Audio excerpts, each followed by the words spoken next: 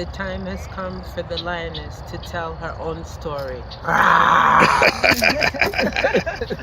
fittest of the fittest shall survive. My people, open your eyes. Wake up. Blessed love, this is Queen Omega representing for all lions and lionesses. With the lion's voice, we come to tell our story. Rastafari, live it. Hey, the lion's voice. Rastafari. We went over to St. Croix because my mom would always go to St. Croix and she would be staying with Bassa's mom, which is Empress Karima. Yes. And they would go to all the different reggae shows because St. Croix back then was very, very popular with the conscious music. And, you know, everyone used to want to go to St. Croix to the shows. So my mom would always go.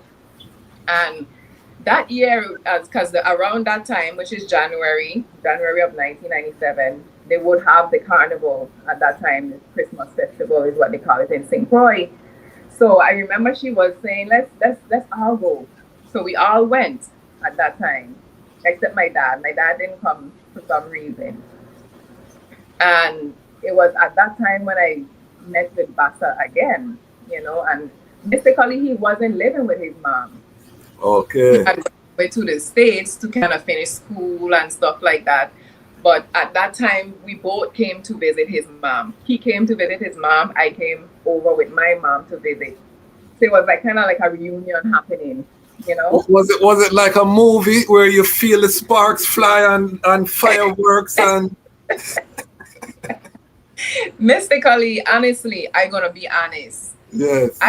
I would say I was 15 at that time, right? Okay. And being in my heavens, like I said, I feel like I matured early, very early. And I would look around and I would be like, this is not the type of person I would want to be with. You know what I'm saying? So when I went to St. Croix and I saw Bassa, he's of course Rastafari, you know, how he reasons now, he's been reasoning like that. Always very extensive in his reasoning, you know, and it might sound a little strange, but I guess this is where the movie thing comes in.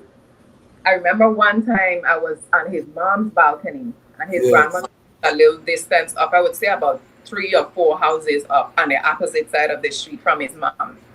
So I saw him coming down the street. This is probably like our second or third night of being by his mom's home. And something about his walk just captured my attention. Like, oh my goodness, like, I wonder if this is like it like a feeling just came over me, right?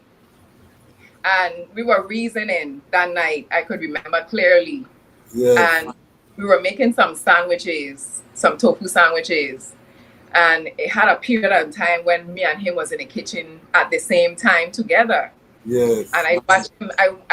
This is the first time ever. I don't know if I would ever do it again, but it was unorthodox. I watched him in his face and I was like, you know, do you have an empress? You have a queen? Because at that time, I was done already speaking the Rastafari lingo, you know? Yes. I said, do you have a queen? You know, at that time, he was like, you know, no, I'm not really in a relationship, you know, with anyone, you know, at the time. So I was like, you know, okay, I'd like to be your queen, you know? What? Yeah. What do you have to tell the people about Rastafari? Light to the world. The king of kings and the conquering line of the tribe of Judah. Elected himself. Where's rightful ruler? Hey yo! Yeah. Hail them high, hail the black king on the 23rd of July. So tell them guy who praise God up in the sky, it's a lie. The Almighty living on your night. From ancient time them a try. Them Romans know them just open them suit and ties. Criminals ain't got no alibi, they stole my people. Then them come without them genocide. Are you talking about slavery? Them couldn't kill the lion we come conquer Judah tribe. Go through tribulation, and I strive, see sufferation, and I still rise. That's why we tell them in America, live Rastafari in every ghetto area. We come to tell them in a Toronto, straight to Italy. We have a very exciting topic. I've been waiting to talk to this sister. We talked to our kingman first. Ambassador 7, Ras Basali, was on the platform right after coming from South Africa. One of the classic episodes. If you haven't seen that, go check it out. And now we are reasoning with the Empress, you know what I mean, the royal queen, you know what I mean, and it was an epic love story. We heard the brethren side, we want to hear the sister inside now. As the item know, this is a family channel.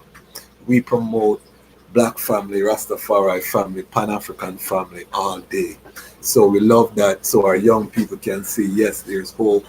Yes, love is real, it exists. So we're going to touch that, but that's not the topic. The topic tonight, we're going to go into the food reasoning. Ital, you know, the whole thing now is vegan, Ital, but we have junk food vegan, eating all plant-based, but you're not eating healthy, you're not balanced, the food is not nutrient dense, it's processed. We're going to go into the food, and we have a master chef. We have a business owner, Speedy Redemption, Deli, Ital, you know what I mean, raw food and Deli in St. Thomas, VI. They have branched out from 1 to 2 locations. Upscale thing we are talking about now, you know. We are talking about in upscale mall. We are talking about Rastafari taking it down to the harbor, you know what I mean. We're talking about something that is substantial, professional, award-winning, you know what I mean. So, Lion Pride, please help I to welcome our guests for the evening. Show the love in the comments. The Royal Empress, Empress Karima. Royal greetings, my sister. Greetings, greetings. Rastafari, It's Rastafari. like Honorable Dejazmatch, Kwasi. Give Yes. thanks for such, you know, wonderful works that the I is doing, you know, because Rastafari is international, and, you know, this is like a central point that brings the Rastafari voice out, you know, by us, for us, you know, and for the world to see and be inspired, you know, and not from what someone else say, you know, but we ourselves, you know. So I do give thanks, you know, that the I see it necessary to continue such works, you know, and I just, you know, glorify the Most High, Haile Selassie first and Empress Menen, for giving I and I the health, strength, and the vision that I and I could be an ensample and walk in their uprightness and integrity. You know, for who don't know, again, like the Honorable Brethren, they say, my name is Honorable Empress Karima. You know, birthed in St. Thomas. I wasn't birthed the way the average person is birthed in this day in a hospital. And I'm thinking it has a lot to do with my lineage as I grew and I understand who my great grandmother was in her days. I know her as Grandma Rosa. And she was actually the town's midwife of Tatola. Okay. Basically, my mom and dad, who are Rastafari and is Rastafari to this day, they birthed me within the Rastafari liberty. Haile. And they were determined from my brother, who was born before me, that they would have a different lifestyle. You know, so they went to a place called Estate Harmony that you could actually overlook an ocean view. And they had their own vineyard that they would eat from.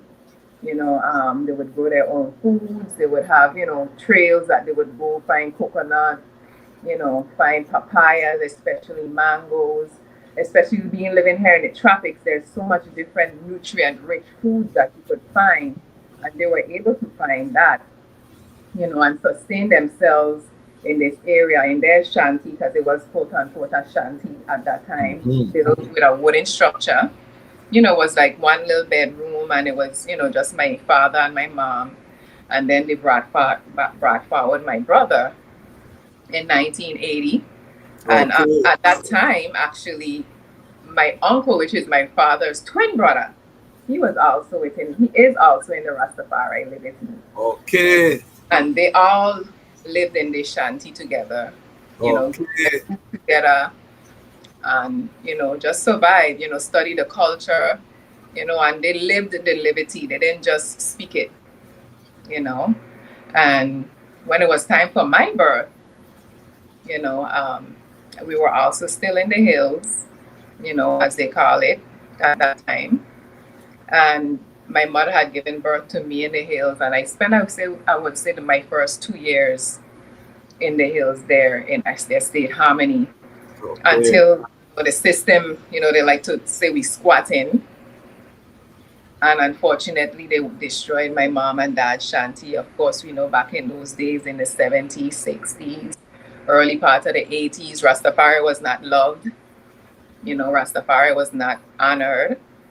And when I say Rastafari, I'm talking about Rastafari's people, because of course Rastafari has his name, but we were called by his name. So when I say Rastafari, I'm referring to his people, of course. And being chastised, and we went through a lot. We were ostracized, and in tearing our shanty down, we had to go and live with folks within the projects that were already living there. 1 or 2 Rastafari families, and it didn't take too long before my mom and dad was able to get a home of their own within a place called Ras Valley. That's no longer in existence now. But I spent the rest of my I would say teenage life in Ras Valley. And I would say my father has been like a great foundation when it comes to teaching me of Haile Selassie himself, going into the scriptures in Revelation, revealing Revelation 5:5, and, showing me of the true and living King of Kings, that Marcus Garvey spoke about, that we must take for our God and King, And my mom being the holistic person, she always believed in her job, always kept herself modest, humble, respectable, and as far as I could know myself, my mom have always been in the kitchen. She was never those type of moms that would depend on McDonald's or, depend on going and purchasing foods from restaurants. Always kept us close and well groomed as her princesses, and, her being my greatest example, I was able to have a person that I could emulate, until I got to learn more of Empress Menen. Because at a young age, even it's in the culture itself, Empress Menen was never in the forefront. It was always Haile Selassie first in the forefront. If we study the glory of Rastafari liberty. However, as I grew, and started to gain my own knowledge, gain my own understanding, I would say at the age of about 13. Okay. And my sister, one of my sisters, I'll never, ever, ever, ever lose, because I feel like she's, people talk about twin flames. It doesn't have to be like a man and a woman. It just be souls that knew each other from distant times, Yeah, man. No. Tanya, I remember days of us just, sipping on some spice, at that young age. Yes, we were sipping marijuana. We was reading all the different Jahod books, and just, looking at the time, like we had a certain prophetic vision from that young. Mystically, it had a lot to do with the times we were living in, the connection that we had as sisters, my father's determination. My father was like, you're not going to go out on the street. You're not going to go and purchase any herb from anybody. What you need, you have right here. And I give thanks to my parents for that opportunity, because a lot of youths didn't get that opportunity, so Yes. I give thanks that they were able to supply me with what I needed so that I could have a foundation to build on, so to speak. Yes. My herb was provided by my dad, and then when my father and my mom, they eventually separated, I was in, I would say middle school at that time, like I would say about ninth grade. And my mom, of course, the children is going to move with mom, especially as princesses, Yes, of course. And my mom was actually, she became like my closest friend or sister, because I moved from where the neighborhood was, where me and my sister Tanya was always connecting. And, even before I go to school, I would be able to live my heavens according to how we speak in the Rastafari terms. Fortunately, I had vaccine. Nobody would know in school, the teachers and all of them, that I had to do my thing before I come to school, but that helped me to keep myself grounded and focused, and I felt like some of my best years were in my high school years, when I hadn't found myself more. I think most of us get to live better years when we understand ourselves more so, Some of us learn a little later, some of us learn a little earlier, But for me, I would say my eyes have been open from a very young age.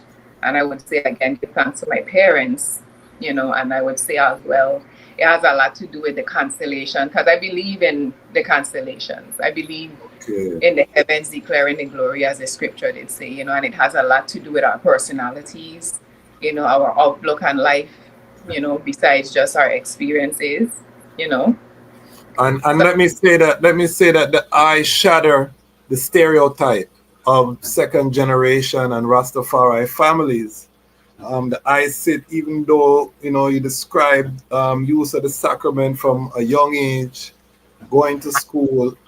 There is a successful businesswoman, successful family woman, stable marriage to another second generation Rastafari. You know what I mean? So to I told the Kingman this, the I them are like a model, it's like a proof of concept that, if you stick to the liberty, and you really work hard, you know what I mean, and live, that there is a reward, So I really just want to big up the I, for that.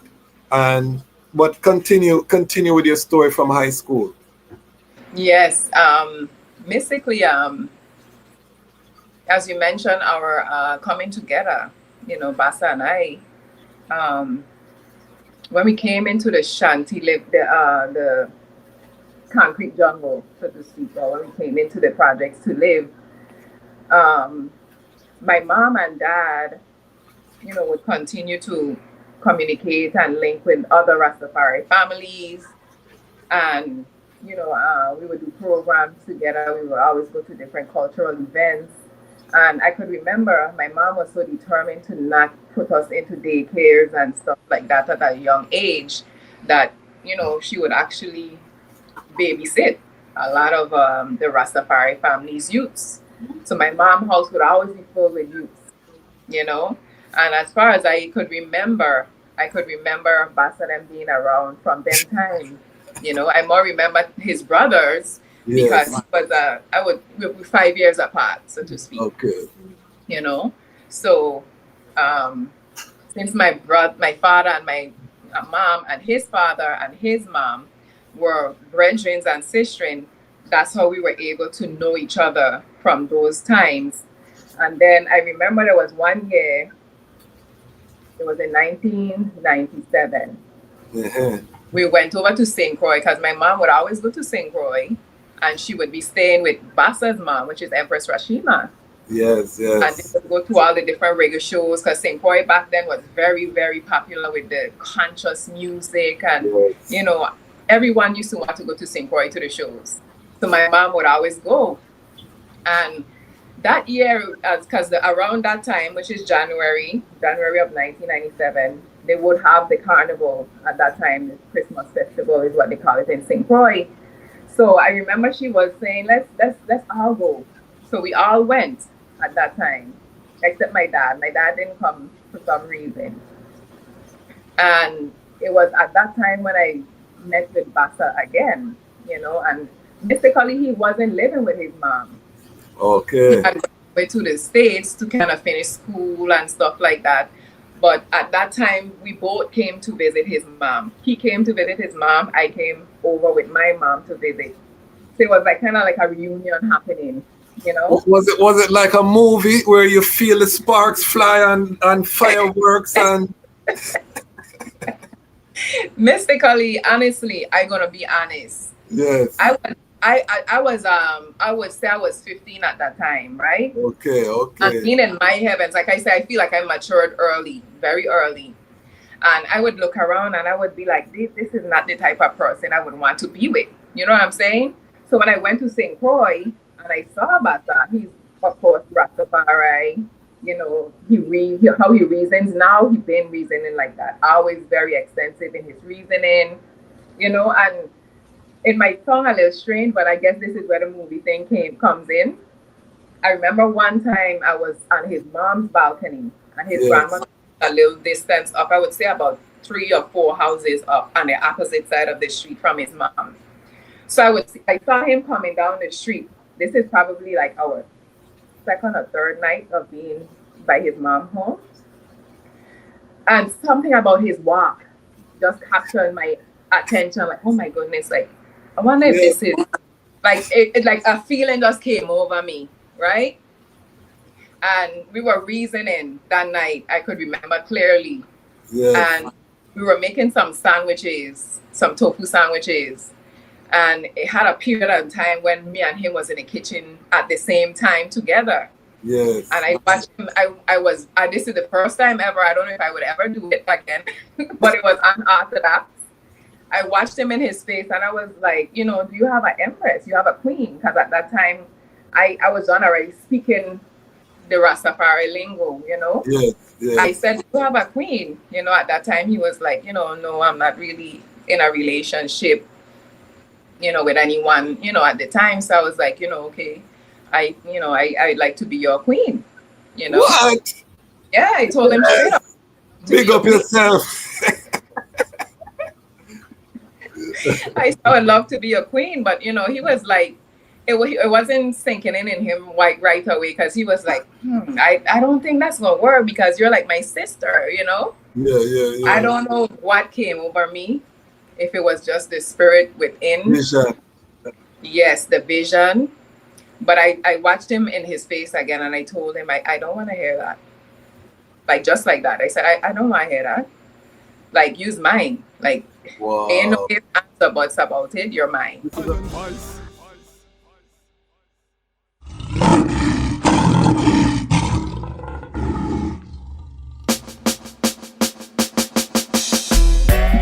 She's like the flowers in my garden, and her heart has never hardened, and she give me loving in the morning. Babylon, you a go fall without no warning. Black woman, I said I wanna be your lover, and I don't want any other. You alone, I could have be my children's mother, but those two girls, we both could help each other, and then I wanna be your lover, and I don't want any other.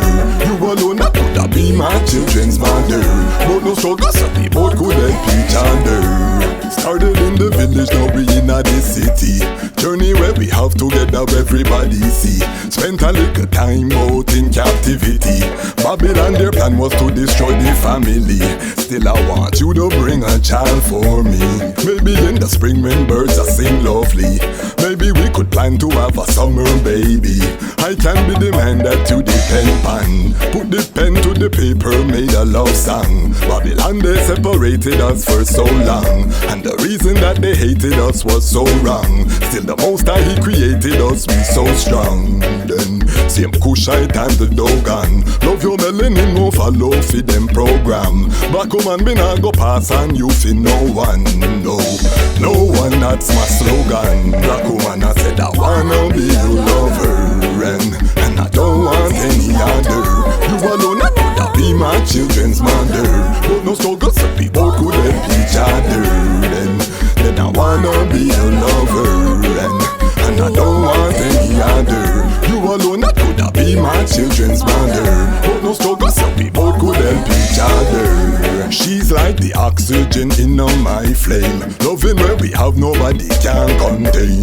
Love so powerful, survive shackle and chain. Love it cross the ocean way before planes. Love survive them torture, rape and dear pain. When one escape, then the other get blame. That's why I never put no one above you. That's why I'm not ashamed to say I love you. That's why them dirty Babylon, they judge you. Feel the power when I kiss and when I hug you. Hold you for hours when I think about how they grudge you. I'm a lion, so I'm never gonna bug you.